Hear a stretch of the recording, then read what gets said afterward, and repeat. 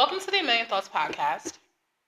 I'm your host, Jade Amillion, and I have a lot to say. This is the first podcast episode, right? And I really want to set the tone for what the fuck is going to be going on here. Firstly, I'm going to be giving extra commentary on my TikTok points and takes.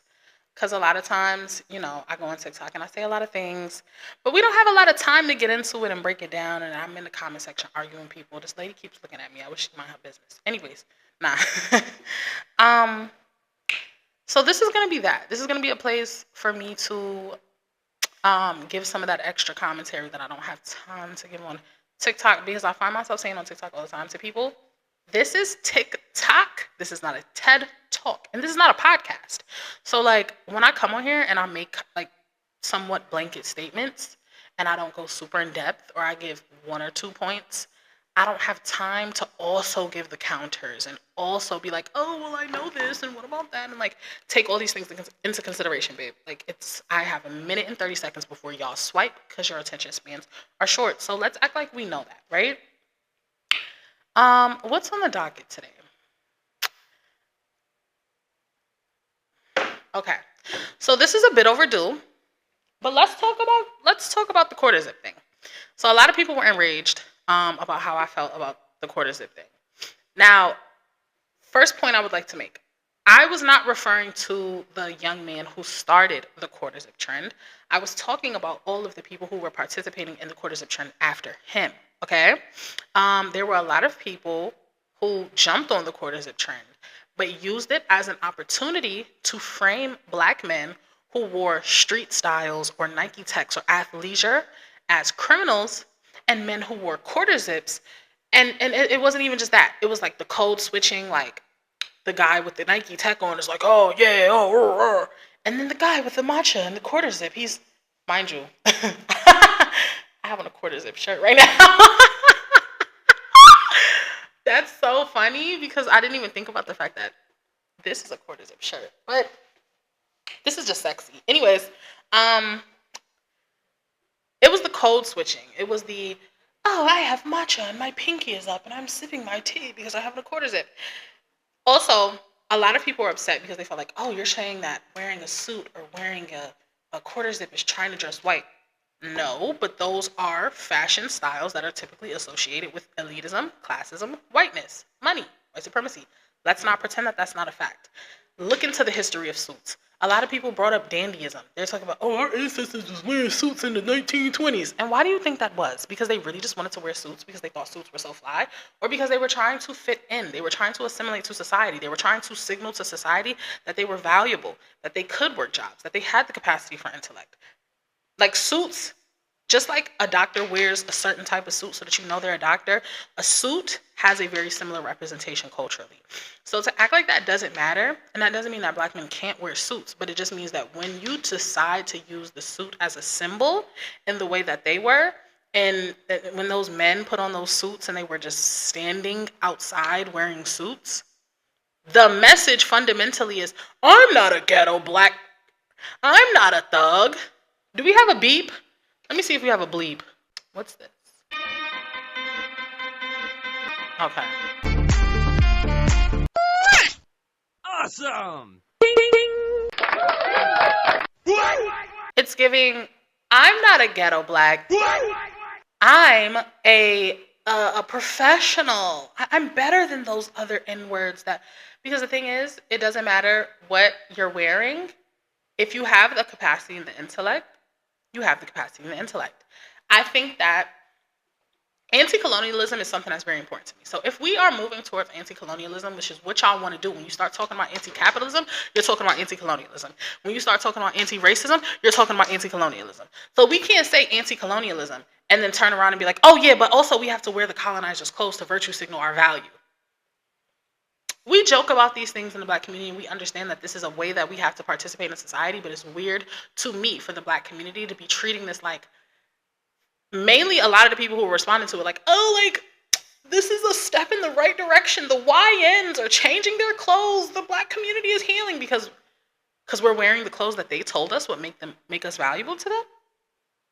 That's weird. Personally, I feel like black men's politics in regards to anti-colonialism movements, anti-capitalism movements is very much stunted. And I often feel like that is because black men have access to power through patriarchy. So because black men have access to power through patriarchy, they feel that as long as they can live up to the standards of patriarchy, that they can capitalize on this power that they get through patriarchy, and then that will, by proxy, benefit the black community. That's not true. One, because when you as a black man decide that you want to live up to the standards of patriarchy, it doesn't signal to them that the black community is valuable. It signals to them that the black community is controllable. So when you have a bunch of black men that are out here saying like, oh, I can play the patriarchy game. I can continue to see my value based off only my clothes, based off my money, based off my proximity to women and the amount of women that I have and how many kids I have and what are my sexual life. All you're telling him is that you want to play their game. And I feel like a lot of black men fail to recognize that. And they just play into it because in a society that is colonial, anti-black, and misogynistic, when you're a black man, you're banking on that patriarchal power. You're banking on the power that patriarchy gives you, the narrative of worth and value that is tied to patriarchy. So it's just unfortunate that they don't recognize that a lot of times and they play right into it. And, like I said, the first guy, he made his little joke and it was funny and it was just like, whatever. But then the way that everyone else kind of jumped on that bandwagon was kind of ridiculous to me. So that's how I was looking at that situation. I saw it more like y'all are choosing to like signal value through clothing that is associated with, it's the same reason like Sperry's or, like the plaid shorts that the yacht boys wear. Like, there's a reason that these things are associated with white people. It's not an accident. It's not an incident. It's not just clothes. Clothing is inherently political. It's always political. You judge people based off their clothing, whether you realize it or not. So, to me, it's like we're supposed to be rewriting narratives, not falling into them. Not saying, oh, well, you judge people based off their clothing, so let me go put on clothing that is socially appropriate to white people.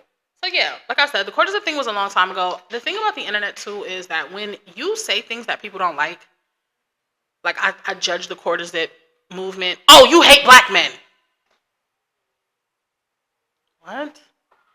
I don't have to hate black men just because I don't fuck with this one little weird ass movement that y'all. I don't hate black men just because I don't fuck with the courtship movement. I don't hate black men just because I think that they struggle to participate in anti-colonial movements in a way that is actually valuable a lot of the time. That doesn't mean I hate them. It just means that when we're talking about that particular thing, I don't feel favorable about that particular thing. Doesn't mean how I feel about black men as a whole, which leads me to my second point. I think that the reason why a lot of people were very bothered by that was because I was a black woman saying something negative about a movement that black men were using to validate themselves. And black men think that black women owe them unwavering praise and support. And honestly, this could be a conclusion that I've come to because of my family dynamic and the sorts of dynamics that I've experienced personally within the black community. But I think that it's valid to say that a lot of black men feel like black women should only ever be in support of them. We should never question them. We should never critique them. We should never have anything less than positive to say about them. Otherwise, you're just like the white man. You're against me. But the thing about it is, it doesn't matter what community it is. Black, white, otherwise. It doesn't matter what type of... we could be a community of any type of people, race aside. There needs to be conversation where we can hold each other accountable, where we can ask each other, hey, why are you doing this? What do you think? There needs to be space for dialogue and critique in any community. So I think it's interesting that the black men within the community tend to have this idea that black women are not supposed to critique us. They're just supposed to be ride or dies who are just giving us this unwavering support and praise. And I think that, like I said, this might be based on my experiences within the black community. Having a black family that is centered around my black... Yes, I am straightening my hair in the middle of this podcast. Don't act stupid. Y'all know I don't give a fuck about nothing. Okay. Like many black families, my black family is centered around black matriarchs, aunties, grandmothers. Women being matriarchs within a family doesn't mean that we don't live in a patriarchy, because I know that's something that a lot of black men like to say. We don't have patriarchy because my mama ran the household. Your mother was a woman who was forced into an independent position of power within a patriarchy. The system functions on a patriarchal level, even though your household may not have. And that wasn't because they appointed your mother to this position of power because they thought she was so worthy. It was because your daddy left. And there was no man around. So what was she going to do? Sit around and let her kids starve? You get what I'm saying? That's not the same thing as living in a matriarchy, babe. Now, I say that to say that I have witnessed in my black family and in many other black families, and also just POC families, minority families, immigrant families in general, there is a need to centralize the feelings of men. And I've witnessed the black community put men's feelings before everything and praising them and making sure that they don't feel less than a man or downtrodden upon or certain things, placing their feelings above everything. And I feel like black men within the community are used to being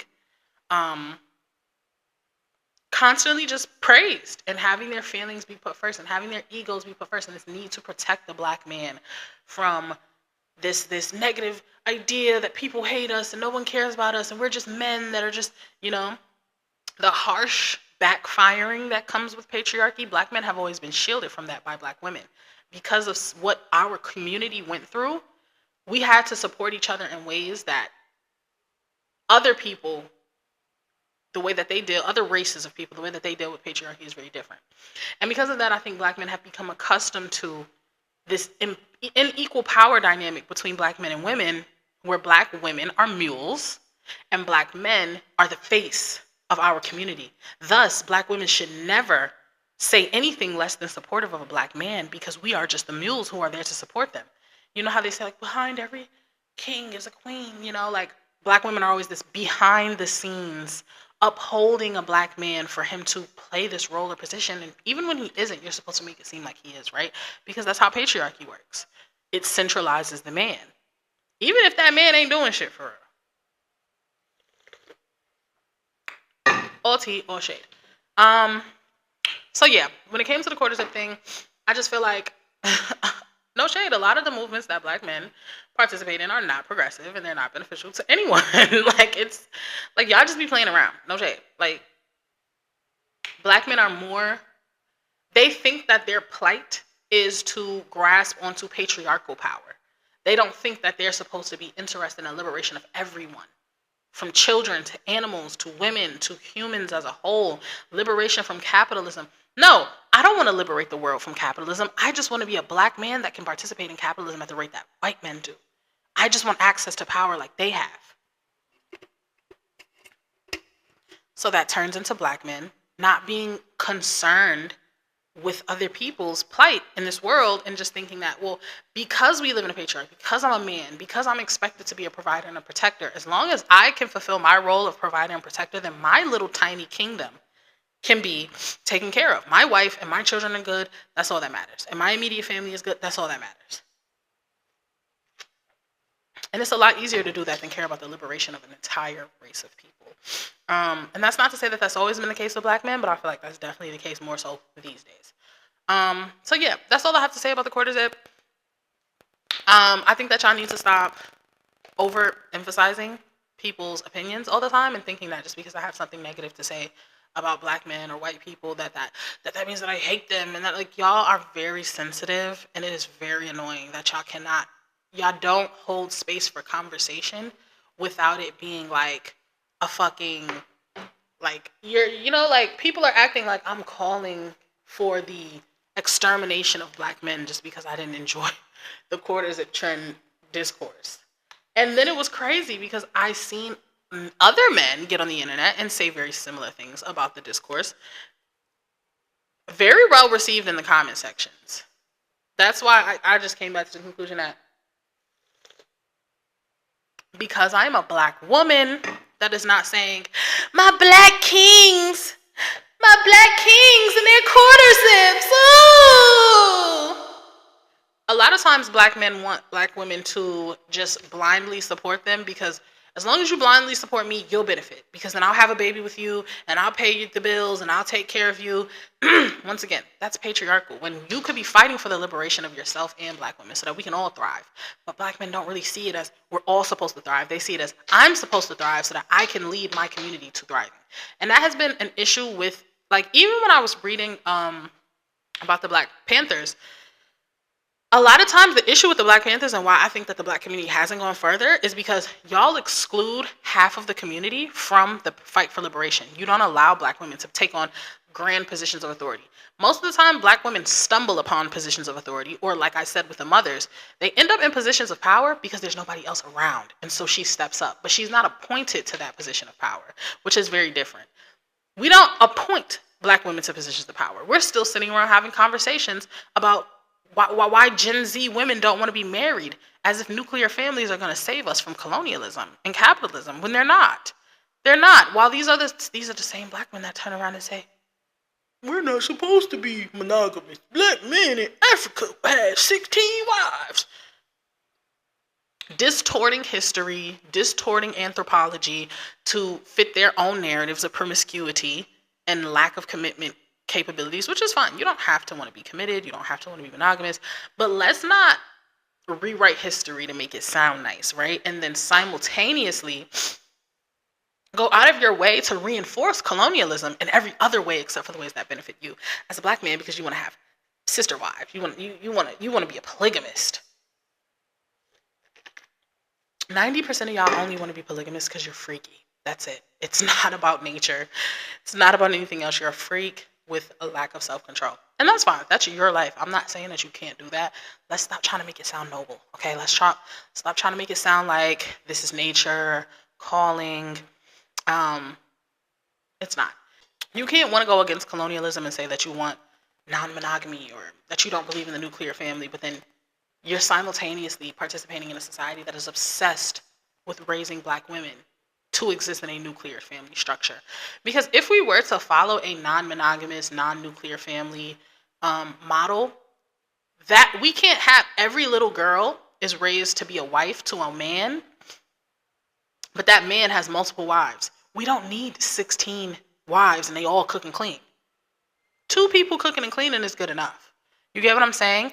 In those situations where we were not participating in monogamy historically, women had other things that they did. These women are wives. Those women have dedicated their life to childbearing and child rearing.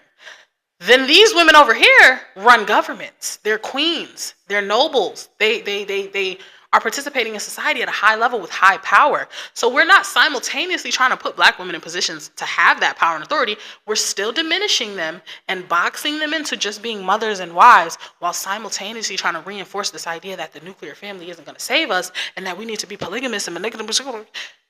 It's stupid. It's backwards. And these are all the things that I think of when I see black men parading around in quarter zips and drinking matcha and thinking that that is some sort of sign that the black community is moving in a better direction.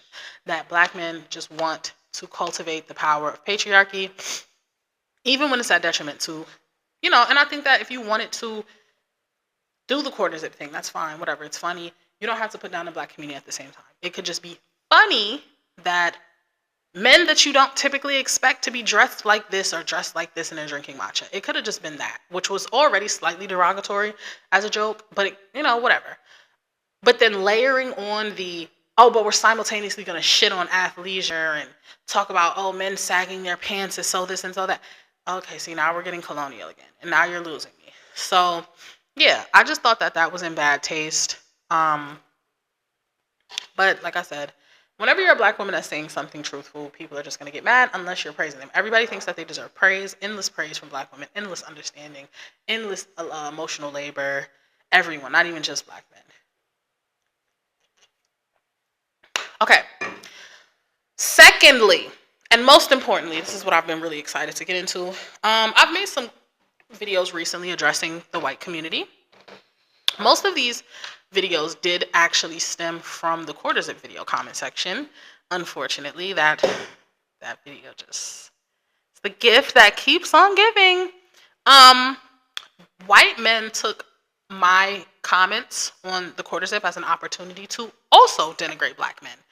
Also, you just want a bunch of black men walking around looking like they sell drugs? I'm like, well, when I see a black man dressed in typical black cultural style, I don't assume that he sells drugs. That's just our cultural style. Media and white supremacy have decided that that is thug, gangster, drug dealer, gang member attire. When in reality, these are just styles that we were drawn to. Now, does media and those narratives influence the culture? Sure. If someone was a drug dealer, might they be dressed similarly to those thugs that y'all are referring to on the internet? Perhaps. But does that mean that I'm just going to assume that every black man in a Nike Tech is a drug dealer? Does that mean that I expect that man to go out of his way to deviate from what is culturally normal to him to serve the narratives of people that have decided to hate him before he wore Nike Techs, before he was sagging his pants? Black men wearing kente cloth in Africa, and y'all decided that they were savage. So to me, the clothing that a black person, especially a black man, wears is never going to be the deciding factor of whether or not y'all respect them. So let's not act like it is, and let's not put the onus on black people to change their attire so that we can respect you. Y'all didn't respect us bare butt naked, with loincloths on, with kente cloths on, with crowns on, with slave rags on. There was no respect.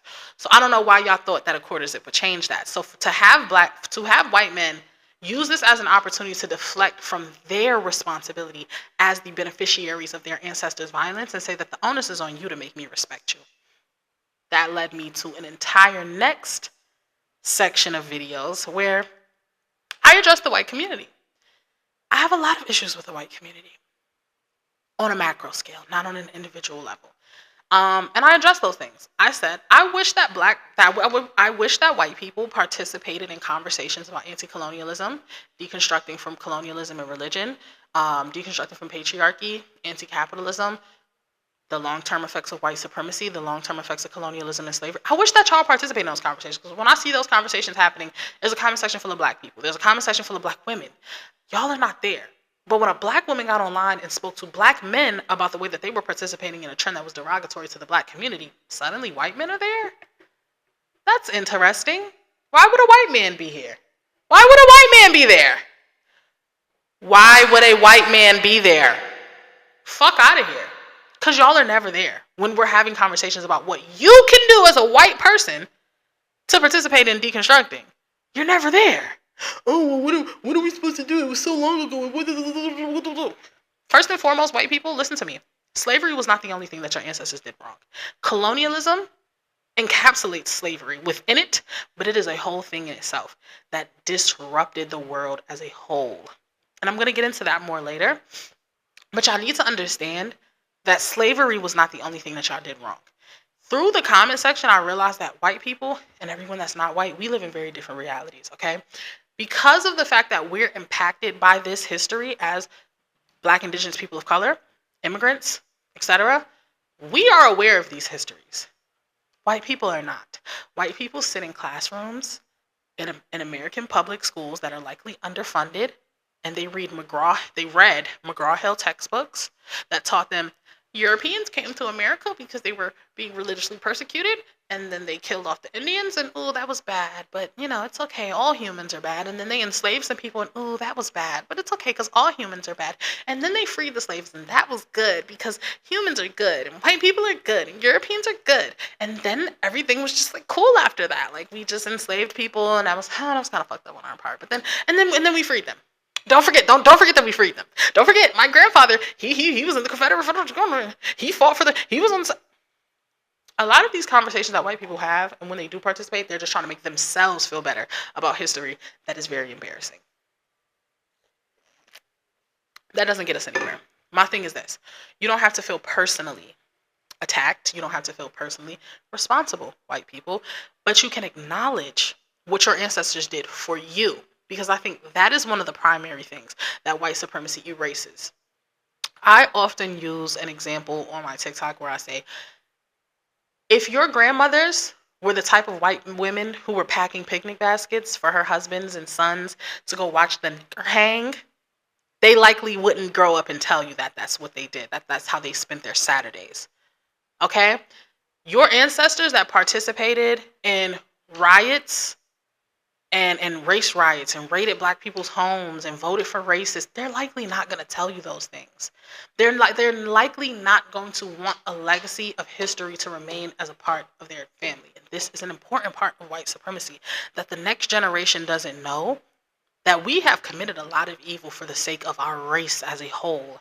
The next generation needs to just feel like we're just excellent. We just have these privileges and this pleasure in life because we worked really hard, because great granddaddy worked really hard, because Meemaw and Paw worked really hard, and they were just some good old American people. But behind those good old American people was a lot of decisions to be a bystander to racism, and sometimes active participants in the worst way. When you look up the Wilmington coup, when you look up the Tulsa race riots, when you look up, you can just search 19th century violence against black people. Tons of pictures comes up of massacres and coups and race riots that I don't even know, because there were so many all throughout the country. So many rebellions on part of the black community. So many black towns that were destroyed. We talk about Tulsa, there were dozens of more. Dozens of other black towns that were destroyed by regular white people, not politicians, not rich elite, regular white people. And a lot of the time, which is what I said in another video, they weren't the ones that got off the Mayflower either. A lot of y'all think that because your ancestors came to this country in the 1900s, that that America's legacy of racism has nothing to do with us. First of all, your ancestors came here because they knew that their white skin and their Europeanness would allow them privilege that they didn't have access to in Europe, because they're not nobles, because they don't come from money. But in America, I have privilege over black and Native American people because I'm white. That's what made a lot of them want to come here, unfortunately. Unfortunately, right?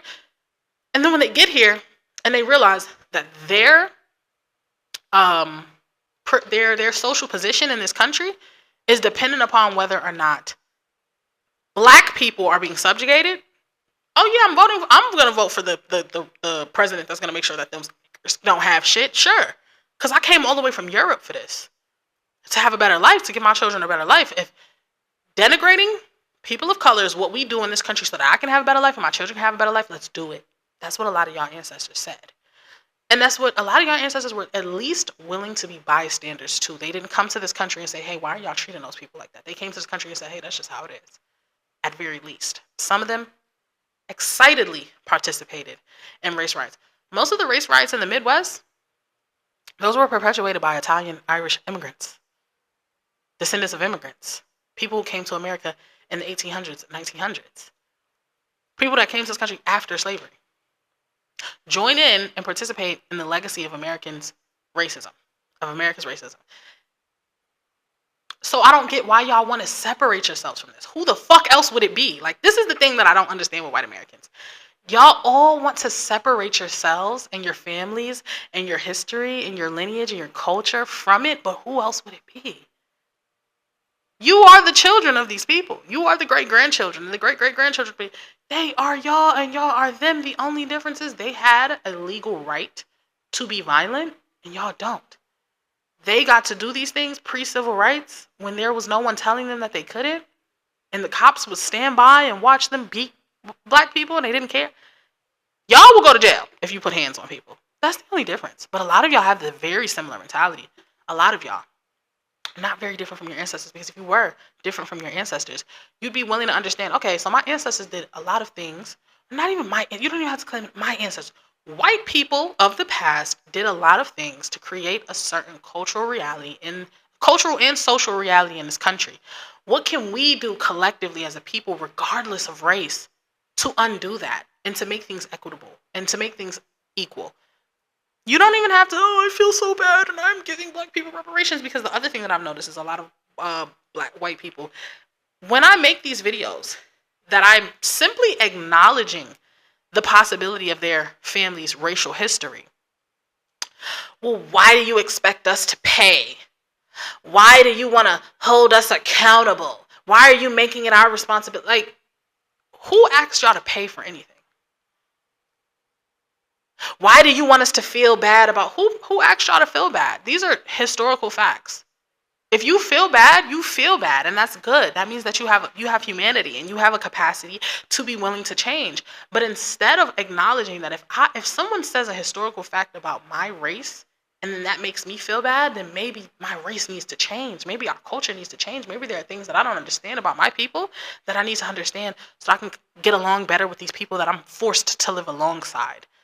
But instead, you'd rather silence Black people. Shut up, stop talking about it, get over it. The bottom line is your ancestors committed the atrocities that they did for you. They did it for you. They did it so that their children and their children's children and their children's children's children could have a better social position in life. They did it for you. It's hard to accept, but the reason why y'all don't see how racism and slavery and colonialism are still affecting us today is because it wasn't meant for you to see.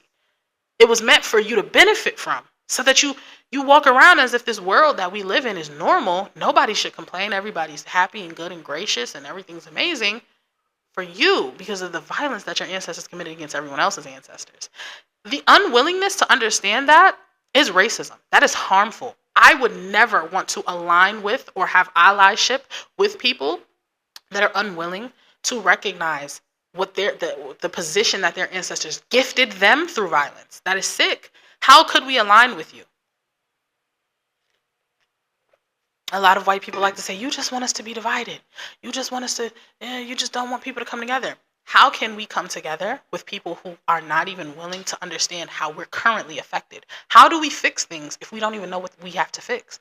If I'm saying we need to fix X, Y, Z in society because it negatively impacts Black, Indigenous, people of color, immigrants in this very specific way, why would you then turn around and say, no, you're not affected by those things and it doesn't fucking matter and you need to get over it so that we could come together? How are we going to come together when you're literally saying, I don't know how you're affected and I don't care. I want you to shut up, stop trying to make it seem like white people are the problem, but unfortunately white people are the problem.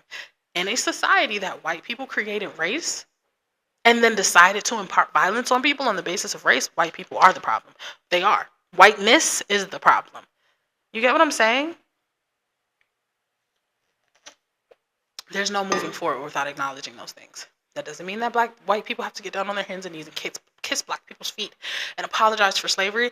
It just means that you need to separate yourself from whiteness as a social construct enough to understand that those were humans that did a lot of bad things so that people that looked like them could benefit in the future. Now, you are the people that look like them who are benefiting in this current time, which is their future, right? This is the future for them that you're living in. They were thinking about you when they burned down black cities and stole them, like the Williamson coup. They not only burned down those black cities, but they moved into them en masse and lived on the ashes of Black people's achievement. Shit like that. When they would run those Black people out of their houses during race riots, they would move into their homes. Just moved in. That is colonial violence at a very high level, and it wasn't that long ago. I also feel the need to remind Black people that I'm 25 years old. My grandmother was born in pre-civil rights South in North Carolina. She was born in 1950. She was a teenager when Martin Luther King died. She had already lived a life that was very much centered around the social position that was forced on Black people. My grandmother experienced a lot of trauma in the South, a lot of trauma evading the South, a lot of trauma integrating into a Northern society, which was also very racist. And she passed that trauma down to her children, who were born in the 70s and 80s. Late 60s, 70s, 80s, I believe. I don't know. 70s, 80s, her children are born. Obviously, the 70s, shit wasn't magically great just because they passed Civil Rights Acts in 64, 65. We're still getting our acts together in the 70s and 80s. Everyone's still trying to get it together. We're kumbayaing, we're peace signs, and we're hippies now, right? But shit ain't sweet still. By the 80s, there are multiple destabilizing government, what would you call them? Government actions being taken against the Black community. The crack issue that's not a conspiracy. That is like proven. It's pretty much confirmed. Obviously, nobody's going to confirm that and put it in history books, because why would they acknowledge and admit that? But pretty much anyone who is a part of any government organizations or historians, sociologists, all can agree, like, yeah, crack being in Black communities was by design. Um, and it was an intentional way to destabilize a community that was beginning to thrive after receiving civil rights. So now you have civil rights, right, in the 60s and 70s. And now you want to utilize those civil rights, but we don't want you to. So how do we put you in a place where you can't utilize those civil rights? You have them at your liberty and at your disposal, but how do we destabilize your community enough to where you don't capitalize on those civil rights?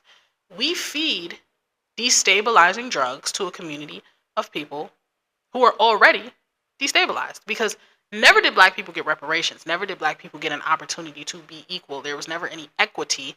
They were just freed and given rights that it was up to them to figure out how to contend with those rights, how to utilize them in a way that would be economically beneficial, right? But they were never given a blueprint. Black people were still being denied going to college in the 50s and 60s and 70s. Segregation, even when it ended, there was no way to integrate in certain places because we don't have the capital. We didn't have the jobs to afford the homes in those white neighborhoods with the better schools. We didn't have the college education to get a job, to get the money. You get what I'm saying? Multiple levels of destabilization, forced disenfranchisement. And that was my grandmother's era. So imagine what her mother went through. There's one generation between me and my grandmother, and y'all will look Black Gen Z in the face and say, why haven't you fixed the Black community yet? What the fuck are you talking about? Black people have only had a real fair shot at equality in this country for maybe 30 years. Maybe. Because you can't expect someone who grew up in the pre-civil rights era to just magically have dignity and safety and a regulated nervous system enough to go out and excel. Some do, most don't. That's just the reality of it. It's just like when you do tests on rats, the children of those rats are sick. They may not have gone through the thing that the mother rat went through, but the children rats are sick, and they're just as affected and impacted. And their ability to survive is lessened because of what their mothers went through, because of what is culturally normal amongst those rats. Y'all don't see Black people as human. Black people don't see Black people as human. The world doesn't see Black people as human. Specifically, or not specifically, but especially Black Americans, because y'all will look us in the face and say, the psychology, the confirmed psychology of humans, of how trauma impacts you, impacts your nervous system, impacts your brain. We don't care. We don't care that trauma has impacted you. We don't care what you've been through. We don't care how you feel about it. We don't care how fucked up your self-esteem, your dignity, your nervous system, your understanding of the world, your lack of it. We don't care that that's what you went through. If you want us to respect you, you need to overcome all of that. Be this perfect little quarter zip wearing coon that tap dances when we tell you to, that code switches when you're supposed to, and then we'll respect you. That is dehumanization. I don't care what y'all been through. We were having conversations on TikTok 4 years about Irish people and the famine that they went through and the genetic markers that are in their blood. Oh my God. The Irish famine lasted about 8 years, if I'm not mistaken. Slavery lasted centuries, followed by another century of dehumanization, violence, and torture. So imagine if that can happen to Irish people in just 8 little years. Imagine what Black people are dealing with for centuries of brutalization. And then y'all look us in the face and say, we don't care.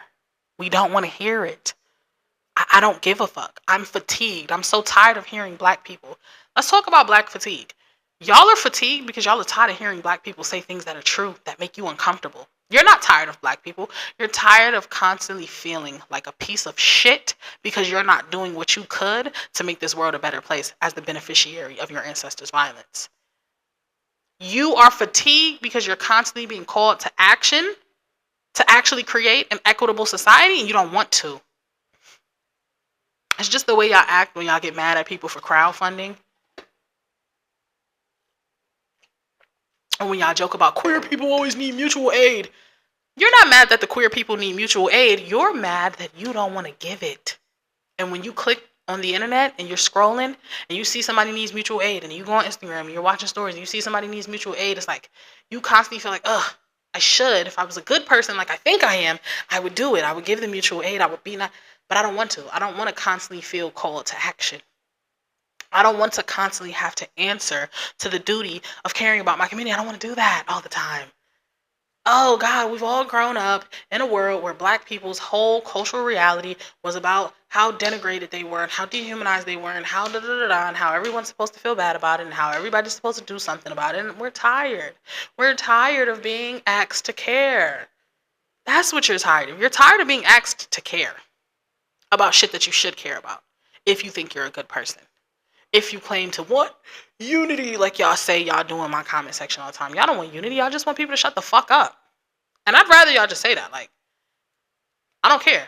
I love that my ancestors were savages that violently stole land that I get to benefit from. I love it. And I don't really want to, I don't think y'all should keep asking me to help y'all find equity in this world. But y'all will never say that because you want to appear pleasant and peaceful, which is an operational tactic of white supremacy, to appear nonviolent, to appear caring and loving. And oh, we're all together in kumbaya. When in reality, you just want us to shut up. So I say that to say as well, people are confused about the culture of black people. Oh, it's violent, black on black crime. I don't see how you could relegate an entire culture of people on the basis of their skin color to being brutalized, normalizing that brutality, expecting them to accept brutality if they want to achieve anything in this society. Like, if you don't want to die, you need to let me beat you and whip you and work you to the bone. That is like the basis of our like consciousness within our culture as people, a descendant of formerly enslaved people. And then y'all look us in the face and say, hey, why are you violent? How do you brutalize people for centuries and then be confused when violence is normal to them? How do you force people into a place where violence is the only way to succeed? We're not going to give you jobs. We're not going to give you equity. We're not going to treat you fairly. But if you want to survive, your best bet is to rob, kill, steal, and then say, why are you violent? I hate that about you. Maybe if you weren't violent, we'd like you.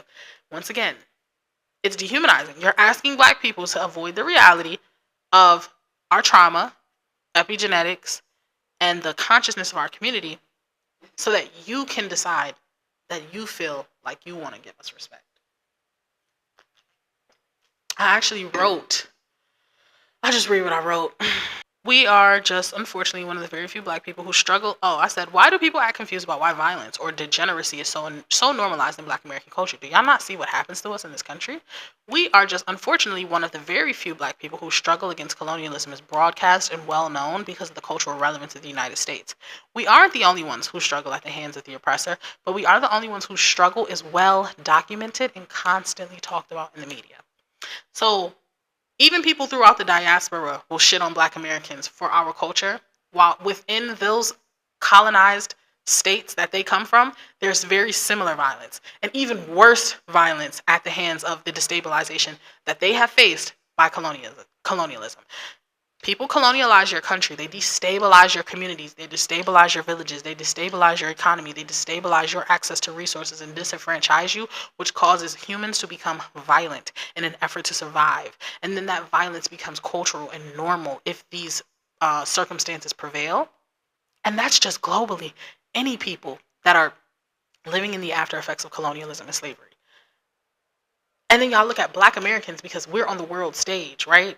Because everybody sees who black Americans are and what we do and decide that we're just these weirdos that are just obsessed with being degenerate and violent.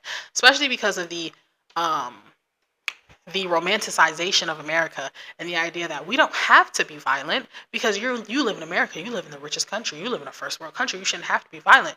But up until 30, maybe 40, if I'm being generous, years ago, black people did not have access to the benefits of Americanness. We didn't.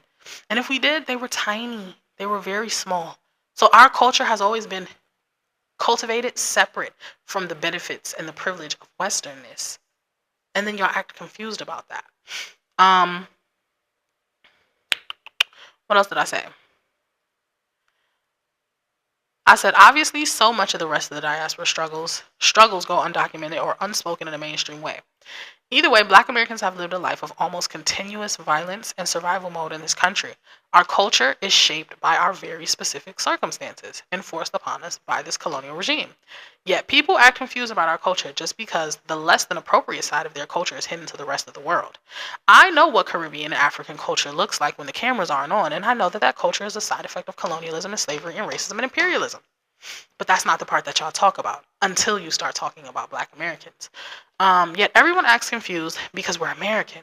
But it's like, have y'all ever known Americans to treat us like Americans? Black Americans have only had a American adjacent experience, or an experience in America that is adjacent to white Americans for 30, maybe 40 years. Like I just said, people really discredit how recently our people were fighting against colonial oppression tactics like forced disease, drugs, systemic racial injustice, and violence. Like race riots, lynching, all of this racialized violence was very normal just 50, 40, 30 years ago. That shapes our culture. How do you have people that cannot walk down the street and look a white person in the eye without fearing getting lynched and then be surprised that violence is normal in their culture when violence is what they grow up in? Violence is something that we had to adapt to stay safe because we are living amongst people that will kill us and don't think twice about it and don't see jail time. Unfortunately, when that violence continues because the circumstances continue, it becomes normalized, okay? And then now everyone is in a state of violence and normalizes violence and uses violence as a tactic for survival, but also as a way to define themselves because it's necessary. That was normal just 30, 40, 50 years ago.